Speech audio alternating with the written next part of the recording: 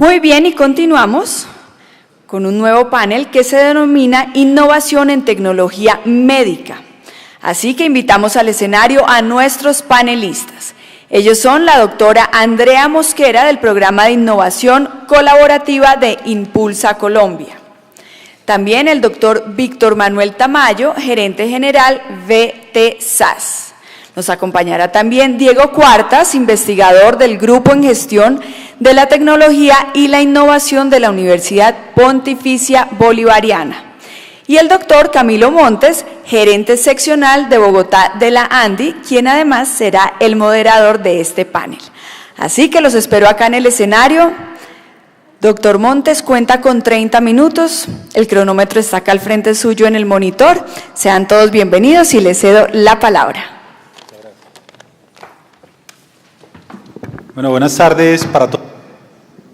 Buenas tardes, sí, todavía. Buenas tardes, buenos días todavía para ustedes, para todos ustedes. Mi nombre es Camilo Montes, gerente de la ANDI para Bogotá, Cundinamarca y Boyacá. Y tengo el gusto de moderar este panel que hemos preparado con mucho entusiasmo para ver cómo, después de la formidable presentación del doctor Reynolds, vemos este ecosistema de innovación en el país que le puede facilitar a los innovadores, a los emprendedores. Además, es el abrebocas de lo que va a ser la entrega de nuestro primer premio a la innovación en el sector de dispositivos médicos. Entonces, para entrar en materia, si les parece, comenzando con Andrea, que está ahí en la mitad del panel. Quisiera, Andrea, por favor, que nos contaras, esta misma pregunta la voy a hacer para los tres. Y es, ¿cuáles son las ventajas que Colombia le puede ofrecer? Supongamos que yo soy una empresa como las que está aquí, la mayoría multinacionales, algunos nacionales con algunos desarrollos locales, pero si yo soy una empresa que ya está instalada aquí en Colombia, ¿cuáles son esas oportunidades que el país ofrece en términos de, en tu caso de Impulsa, para no solo tener hoy en Colombia un desarrollo comercial significativo, sino también empezar a hacer innovación local y desarrollo de productos locales? Bienvenida, Andrea. Hola Camilo, muchísimas gracias. Nuevamente a todos, muchas gracias por estar acá. Pues yo pienso que temas para ofrecer por parte de Colombia es, pues, uno, la mano de obra que en nuestro país pues es económica. Dos,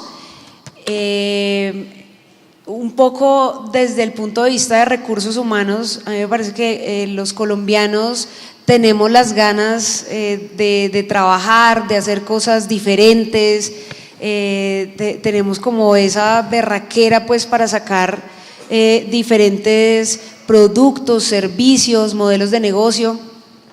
Y de otra parte, también podemos ofrecerles a empresas internacionales todo el tema de conectividad. MINTIC, el Ministerio de las Tecnologías y de las Comunicaciones, pues realmente ha trabajado fuertemente en este punto de conectar las diferentes regiones, y eso claramente se ve materializado pues en que Colombia está muy bien en cuanto a conectividad. Muchas gracias, Andrea. La misma pregunta para Víctor. ¿Qué ofrece Colombia? ¿Qué tenemos potente para el desarrollo de una industria innovadora en dispositivos médicos? Voy y apoyo lo que decía Andrea. Yo creo que tenemos, y acá tengo un ex profesor mío, Diego, creo que la parte de talento, la parte de la ingeniería que nosotros tenemos y hacemos acá en Colombia, el doctor Reynolds es muestra de ello, es realmente muy buena. O sea, nosotros podemos hablar de tú a tú en términos de ingeniería, de capacidad científica desde lo conceptual. A veces desde la parte de infraestructura estamos un poco atrás, pero nuestros egresados creo que pueden hablar de tú a tú con ingenieros de cualquier parte del mundo. Simplemente quería hacer una reflexión adicional a lo que decía y le planteaba Andrea. Comparto que en un primer momento puede ser interesante la mano de obra, que es económica, pero también es peligroso tenerlo como una ventaja, porque si estamos apalancando la mano de obra barata como el elemento competitivo, estamos condenando en el largo plazo a tener salarios bajos, porque en la medida que los salarios incrementen, nuestra competitividad se reduciría. Entonces yo creo que podemos tener un proceso de transición interesante de mano de obra económica en un primer momento y transformarlo a una mano de obra adecuada, de conocimiento, y que el mercado pague justamente por ella. Sí, además, Víctor, hace muchos años la humanidad ya no premia la mano de obra, ya no es la mano la que hace la obra, sino es más la capacidad intelectual, ese patrimonio que van desarrollando las empresas, no soportado en pues, las manos que tiene sumadas, sino ese capital intelectual. Para complementar esa línea de idea, si hoy estamos hablando realmente de economías de conocimiento, ¿cuáles son las capacidades, los recursos que necesitamos para una economía de conocimiento? Cuando uno trabaja con una organización, una empresa, siempre te dicen los computadores los depreciamos a 2, 3 años, los carros a 5, los edificios a 20, y uno les pregunta, ¿y el doctorado que acabas de financiar a cuánto lo vas a depreciar? O sea, si es un activo, como cualquier activo, tiene una tasa de depreciación, y si es un activo de conocimiento se deprecia rápidamente. Y si estamos realmente en una economía de conocimiento, eso es lo que estamos hablando acá, ¿cómo vamos a entender, valorizar, tangibilizar, entender cómo se crea valor a partir del conocimiento y cómo se deprecia ese conocimiento? Tenemos que saber que un doctor a los 3 años en un área como dispositivos médicos, fácilmente el conocimiento que tiene es el 50% de cuando terminó su carrera. Entonces, ¿cómo repotencializamos eso? ¿Cómo lo hacemos con cualquier activo productivo? Y en ese sentido, profesor Diego Cuartas, ¿qué le ofrece Colombia a todas estas empresas que pueden estar considerando instalar o ampliar unas capacidades locales en desarrollo de dispositivos médicos? Bienvenido, profe. Bien, gracias por la pregunta. Me uno a mis compañeros y para no ser repetitivo, pues solamente voy a agregar lo que me parece diferencial.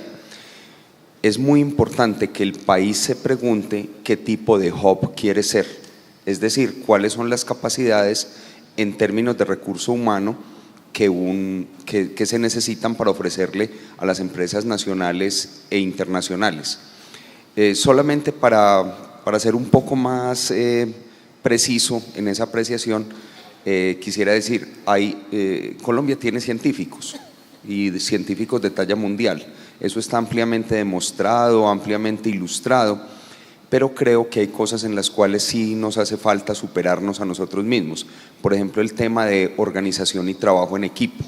Entonces, yo diría que el elemento diferenciador del futuro, no del presente porque ya lo tenemos, es, por ejemplo, que nos insertemos con mayor capacidad de entendimiento global en términos de idiomas, por ejemplo. Nos hace falta mucho que nuestros profesionales sean bilingües e incluso trilingües. Y por otro lado, lo que mencionaba hace un momento, el tema de trabajo en equipo. Nosotros todavía tenemos una concepción muy antigua que trabajar en equipo es trabajar juntos, o con mis compañeros, o con los que yo me entiendo, con mi familia. Y esa es la primera piedra del fracaso de una empresa que pretende ser innovadora. Vamos a hablar ahorita un poco de los desafíos, pero quisiera en esta primera pregunta que usted, más como a modo de vender a Colombia como el escenario para desarrollar una industria de dispositivos médicos innovadora, desde el escenario académico, desde el mundo académico, ¿qué le podemos ofrecer a las empresas que están aquí representadas? Perfecto, precisando la respuesta, la universidad es el escenario natural para formar el recurso humano que se necesita para ser el hub de empresas nacionales e internacionales. Y hoy las universidades tienen capacidades en este sector de tal forma que las empresas puedan considerar esos desarrollos. Sí, señor, las tenemos y están mejorando además. Es decir, son capacidades dinámicas, digámoslo así. Más adelante voy a querer que me ponga algún ejemplo sobre alguna de esas capacidades. Y Andrea, en ese sentido, ya una pregunta más puntual. El gobierno nacional, por supuesto a través de Impulsa como la agencia encargada de la innovación empresarial, pero en general el gobierno nacional ya en términos prácticos, ¿qué le puede ofrecer a la industria de dispositivos médicos del mundo para considerar instalarse aquí en Colombia? Bueno, como lo mencioné en mi intervención hace un momento atrás, nosotros tenemos diferentes instrumentos y facilitamos instrumentos de cofinanciación, ¿sí? También estamos en este momento apoyando proyectos colaborativos de innovación para temas, por ejemplo, que puede ser de dispositivos médicos y de salud, con países fuertes en este tema, como lo es Alemania. También podemos ofrecer toda una serie de ejercicios y de espacios de networking y de conexiones de valor con nuestros diferentes aliados estratégicos internacionales y nacionales. Otro tema que podemos ofrecerles es, dentro de nuestros instrumentos, podemos apoyarles a generar y o fortalecer capacidades tecnológicas, apoyarlos con mentorías, un poco tener esos espacios para compartir esas lecciones aprendidas que hemos tenido en el ejercicio de apoyar diferentes emprendimientos o diferentes empresas de este sector.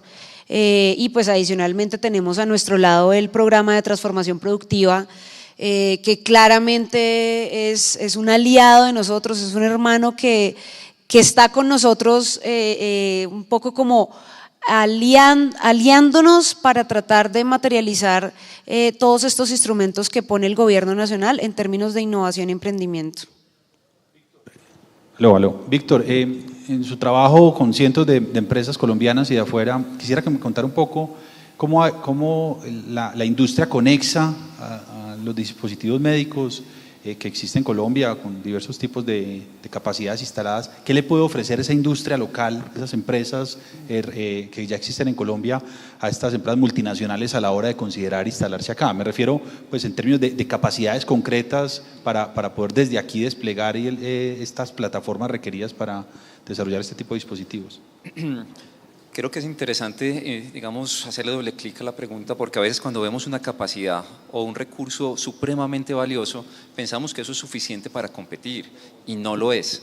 Realmente la interacción de muchas áreas, de una complejidad de diferentes actores, industrias, etcétera, es lo que permite que una región y que una empresa que está en esa región realmente sea competitiva. Entonces podemos ser supremamente fuertes en dispositivos médicos, pero si no tenemos idiomas, inglés, yo creo que acá necesitamos, eso es un debe que tenemos, es una realidad, pero también tenemos fortalezas. Nosotros acá tenemos servicios de tercerización casi clase mundial, en términos de costos, en términos de los servicios que están dando, en términos de soporte de back office, la parte de ingeniería, de toda la parte de TI. Tenemos, ahorita Andrea lo mencionaba, creo que somos de las economías más conectadas de Latinoamérica.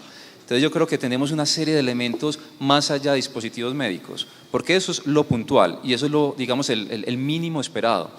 Pero mirar el conjunto, tenemos una serie de elementos que permiten que ese elemento de dispositivos médicos se potencialice, que básicamente son formación de primera línea, servicios de soporte BPO, servicios de TI, que hoy para una revolución industrial es absolutamente necesario. Entonces yo creo que es un ecosistema que es hoy muy interesante, y con lo que se está haciendo a través de Ministerio, Impulsa, diferentes instituciones, se está dinamizando cada vez más.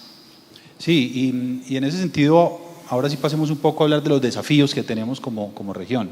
Y conectando con lo que el profesor estaba diciendo ahora, cuéntenos un poco, profe, uno siempre escucha y además lo ve en la práctica de ese debate o ese divorcio que hay entre la universidad y la empresa, donde a veces los tiempos no se logran alinear a la hora de desarrollar un proyecto, o inclusive el lenguaje a veces es complejo en la medida en que de parte y parte se utilizan premisas a la hora de discutir el desarrollo de un proyecto. ¿Por qué nos cuenta un poco esos desafíos, pero también un poco qué recomendaciones le podría dar usted a las empresas aquí participantes del foro para que se acerquen de mejor manera a la academia?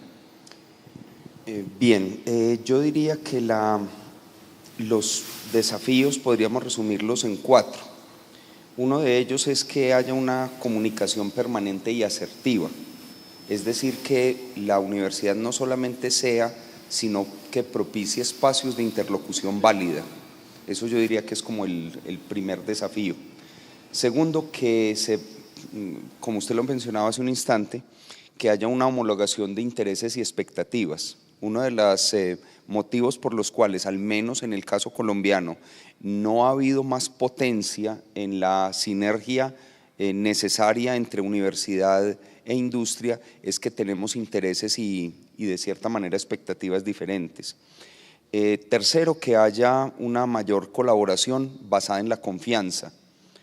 Y por último, que no sabría cómo decirlo técnicamente, me voy a apoyar un poco en algo que dijo Víctor ahora, no pensemos en pequeño, no pensemos en el 10%, no pensemos en colombianitos, pequeñitos, industriecita, desarrollitos, sino temas top, recursos top, gente top.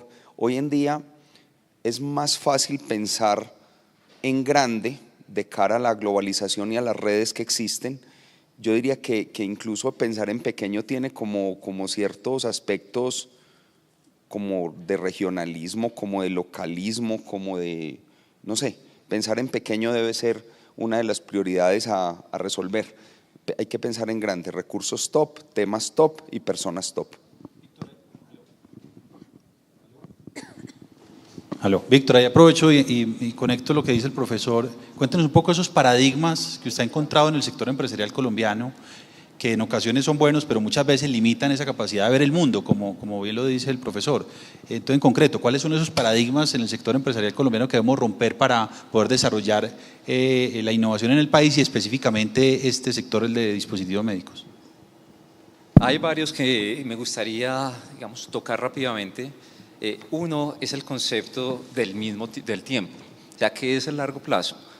Y ahí creo que entra también la divergencia que tenemos de universidad a empresa, porque cuando uno habla con una organización, con una empresa, es que en el largo plazo nos dice el gerente y él está pensando en 5 años. No, él está pensando 6 meses, 12 meses máximo, 18 meses. Entonces, tenemos que entender que es realmente un largo plazo y qué es lo que se está construyendo. Ahí, si entendemos esa claridad, la organización y la universidad pueden empezar a hablar, porque los tiempos son diferentes, pero tenemos que mirar cómo se articulan esos tiempos. Es un paradigma que hay que retar, cómo entendemos esa línea temporal. Segundo, en términos de competitividad, tenemos que retar también por qué somos competitivos. Nosotros hace unos 7 meses teníamos un trabajo con una organización intensiva en capital y mirábamos los costos de largo plazo. Y nos decía, no, es que nunca nos van a competir porque el mercado de nosotros es suficiente para producir, y se les había olvidado que con el cambio tecnológico más relevante que producir mucho es usted cómo produce, cómo usted puede cambiar los factores tecnológicos para producir mucho menos a un menor costo. Seguimos con una mentalidad de siglo XIX, siglo XX, una mentalidad industrial para una economía de conocimiento. Ese diría que es el primer paradigma que hay que retar. No podemos gestionar economías de conocimiento con un enfoque industrial. Tiene que ser con un enfoque real de articulación, de pensar en mundo, de articularnos, de una cantidad de elementos que históricamente no lo hemos hecho. Andrea, y ahí quisiera que nos contaras un poco a partir de la experiencia que ha tenido Impulsa financiando proyectos en varios sectores, ¿cuáles son esas experiencias exitosas en innovación y de ser posible en el tema de dispositivos médicos que ustedes desde Impulsa han ayudado a promover? Cuéntanos ya desde la práctica concreta, ¿qué has encontrado? Bueno, desde Impulsa Colombia, nosotros desde su inicio hemos apoyado bastante fuerte y comprometidamente todo el tema del sector de biotecnología. Pues Camilo, tú no estabas acá, pero traje a 2 de nuestros casos de éxito del sector de biotecnología, que es Keraderm, que cultiva tejidos de piel, y 3 Biomat, que hace dispositivos médicos para la regeneración de tejidos óseos y blandos. Claramente estos son 2 de los casos que hemos tenido otros casos. Puntualmente a ellos les ayudamos fue con temas de cofinanciación para poder poner en marcha su proyecto inicial de empresa. Y segundo, apoyarlos en toda la generación de aclaración de modelo de negocio, aterrizarlo un poquito más, que entendieran todo el tema de negociaciones que tienen que tener, temas contractuales, cómo podían acceder a nuevos mercados. Los apoyamos también de la mano con otras entidades para poder entender un poco esos retos regulatorios y normativos que tuvieron en su momento y que todavía, pues en el caso de Keraderm, tienen para poder, digamos, ofrecer ese producto tan novedoso, tan innovador que ellos tienen. Pero entonces déjeme complementar un poco la pregunta, porque sí, Vale. claro, usted presentó los casos ahora, desde la perspectiva de los que no llegaron, desde aquellos que se han presentado a las convocatorias, que han intentado hacer la tarea, ¿cuáles son esos errores más frecuentes que los innovadores colombianos, los emprendedores colombianos cometen, y si me permite, pues a la hora de presentarse Impulsa buscando este tipo de apoyo? Yo, cuando me enviaron esa pregunta, yo estaba, ¿qué digo? Bueno, realmente el mayor problema que tenemos la mayoría de los colombianos es que no leemos. En serio, uno publica esos términos de invitación para que las personas, emprendedores, empresarios accedan a nuestras convocatorias, y a veces uno dice, Dios mío, pero no leen. Eso, digamos, que es lo primero. Los invitamos en serio, y acá tenemos un académico que creo que me entiende, que entendamos de qué se trata cada uno de los instrumentos de Impulsa Colombia. Dos, hay una era de Impulsa Colombia tiene una oferta muy grande, ofrece diferentes instrumentos, pero ¿qué pasa? A veces los empresarios o los emprendedores se presentan a una convocatoria porque sí, porque les llamó, porque les pareció chévere, es un tema de moda, pero realmente no entienden, bueno, cuál es el objetivo, cuáles son los beneficios, cuál es el proceso de aprendizaje. Entonces, a veces cuando, ejemplo, nos ha pasado que hemos seleccionado empresas, que hemos seleccionado emprendedores que han aplicado a convocatorias, pues realmente llegan y dicen como, venga, ¿me puede hacer por favor una sesión de alineación de expectativas? Porque es que yo no entendí a qué me presenté y no tengo los recursos y no tengo, digamos, como todo lo necesario para poner en marcha esos proyectos de innovación. Otra cosa es un tema asociado a la cultura que tenemos. A veces los emprendedores, los empresarios ven a Impulsa como que es muy difícil acceder a los recursos, es muy complicado, mucho papeleo, tú tienes que presentar una biblia de documentación. Entonces, como que es un poco cambiar esa cultura y más bien acérquense a Impulsa, pregunten sobre las convocatorias, pregunten sobre los diferentes requisitos que tienen que presentar, y es un tema pues como de acercamiento más a Impulsa Colombia. Muchas gracias, Andrea. Profe, otra pregunta. Ustedes en la UPB, bueno, y en general como universidades tienen diversos programas de formación en innovación y en gestión y en gerencia de la innovación. Cuéntenos desde su perspectiva como diseñador de este tipo de programas y a la hora de ofrecerlos a la industria, ¿qué necesidades tienen para poder, en términos de formación de capital humano, no me refiero a investigación, de formación, qué necesidades tienen para fortalecer esos procesos de apropiación del conocimiento y en general pues de formación de personas en alto nivel? Vale, yo creo que es muy importante como primer punto fortalecer redes con las mejores universidades del mundo, en particular el tema de movilidad. Históricamente hemos tenido un error que muchas personas individualmente ya lo han saltado, pero que como universidad todavía nos falta, y es el tema de fomentar la movilidad docente, estudiantil y de investigación. Una investigación puede ahogarse en sus alcances si se hace únicamente en el seno de una universidad. Con el solo hecho de abrir cualquier actividad de docencia, de investigación o de aprendizaje a otras universidades y a otros contextos, hace que sea mucho más poderoso. ¿Y con qué instrumento se logra eso? O sea, usted abre un programa en una maestría en gestión de tecnología, sí. Aquí tiene un montón de empresas. ¿Cómo logra usted esa movilidad? ¿Qué podríamos tener con los empresarios? Bueno, yo no quiero hablar de términos legales porque no es mi ámbito y me puedo equivocar, pero nosotros hablamos, digamos que en términos generales, el concepto general se llama pasantía. Okay. Existen pasantías académicas, pasantías docentes, pasantías de investigación y pasantías de trabajo. Suena un poco extraño, una pasantía de trabajo parece como un trabajo mal pago, sí, pero es un trabajo donde parte de tu pago es aprender a trabajar en un contexto diferente y, como decía ahora, ojalá en un contexto top. Lo segundo es que necesitamos integrar mejor los procesos de educación formal, entendiéndose por educación formal los conducentes a título, con los procesos de certificación, tanto de instituciones como de personas. Y me voy a permitir un ejemplo muy sencillo.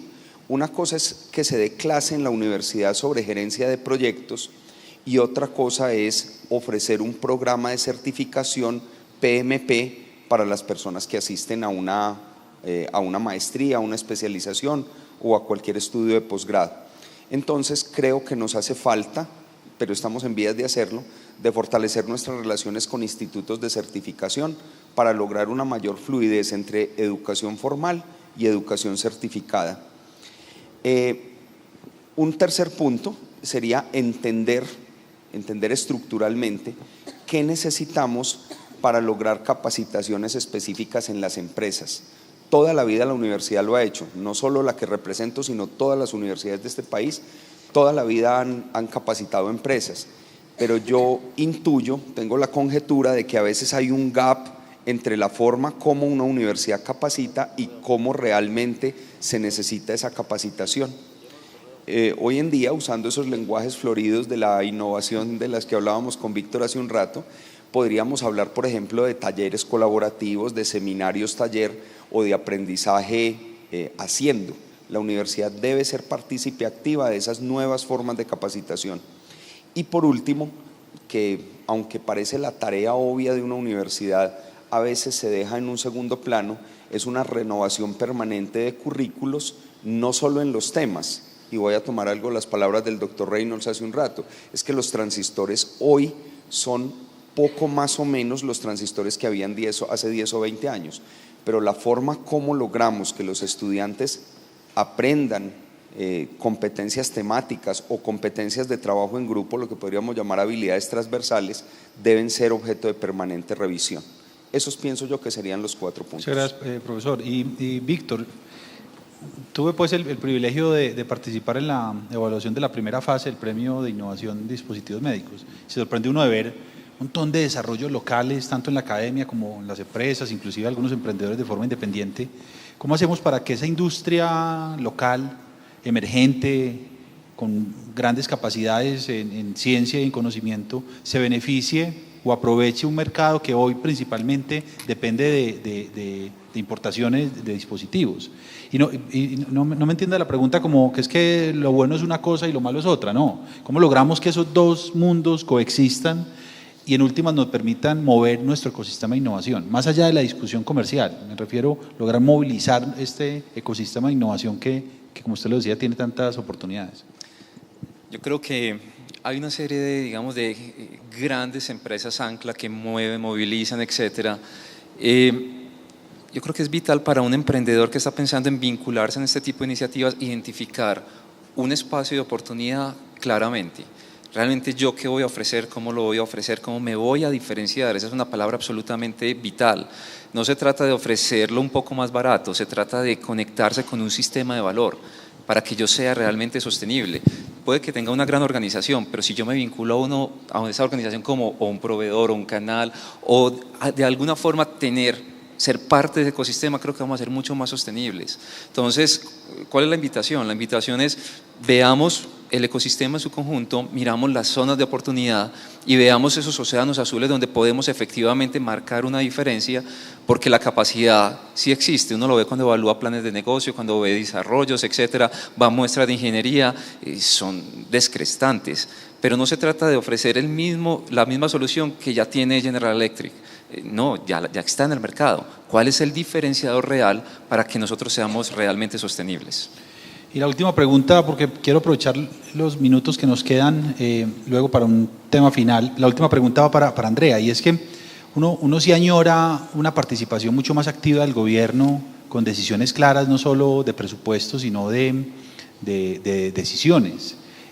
Yo sé que Impulsa, pues ya cumpliendo 4 o 5 años creo que tienen, pues ha sido unos buenos primeros pasos en torno a tener una institucionalidad responsable del tema, pero ¿cómo logramos ahora con el cambio de gobierno que no se vuelva a flor de 4 años?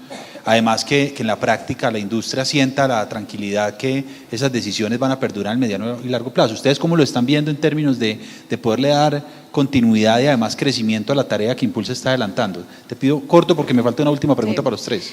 Bueno, súper corto. Pues realmente el tema de continuidad es un poquito complicado por nuestra estructura de gobiernos, ahorita viene un nuevo gobierno, pero digamos desde Impulsa Colombia nosotros estamos tratando desde, como tú lo mencionas Camilo, de darle continuidad a todos nuestros programas, es decir, si le apostamos al tema, por ejemplo, de emprendimiento corporativo, continuemos entonces el próximo año apostándole a esto, a todos los temas de proyectos de innovación también, digamos, estamos súper comprometidos. Aquí había notado unas cositas puntualmente.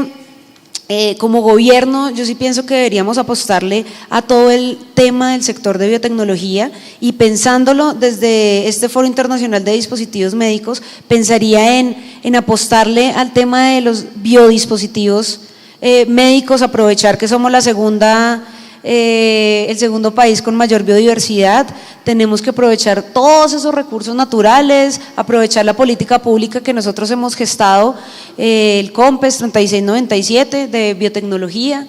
Tenemos que seguirle ofreciendo a los emprendedores todo este tema de transformarle la mentalidad y cultura, que se crean el cuento, que los empresarios se mantengan en capacitaciones y es responsabilidad en serio del gobierno mantenerlos digamos como al tanto de todos los conocimientos tanto nacionales como internacionales, que apoyemos todo ese trabajo colaborativo, resolución de retos, proyectos en conjunto con otros países. Y otro tema puntual que está haciendo Impulsa, Camilo, es un poco como apoyar a las entidades para que innoven, porque muchos de los digamos de los retos que tienen los emprendedores y los empresarios de este sector es la normativa y las regulaciones. Sucede que a veces van un paso más adelante que nuestras normativas y nuestras políticas públicas.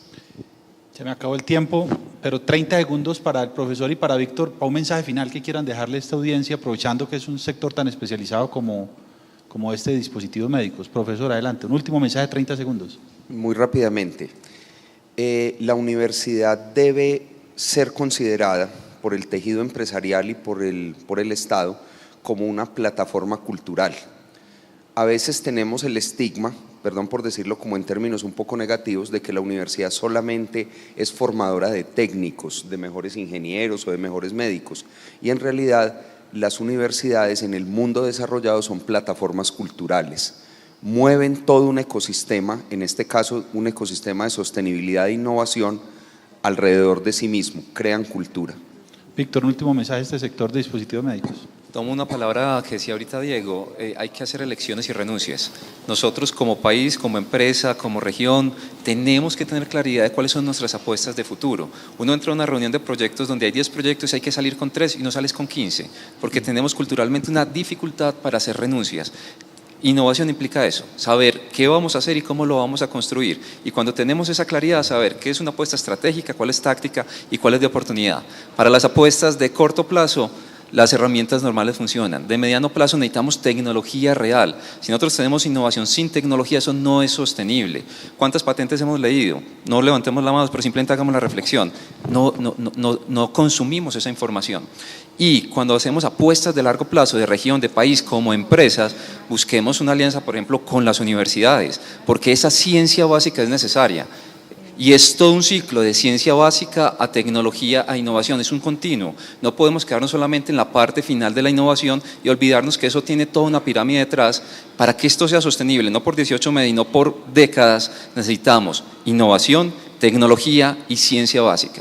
Bueno, después de escuchar a los panelistas y antes al doctor Reynolds, pues este es el abrebocas para lo que se viene, que es el premio nacional, el premio Andy a la innovación en dispositivos médicos. Quiero que le demos por favor un aplauso a los panelistas y procedamos con la agenda. Muchas gracias, muy amables.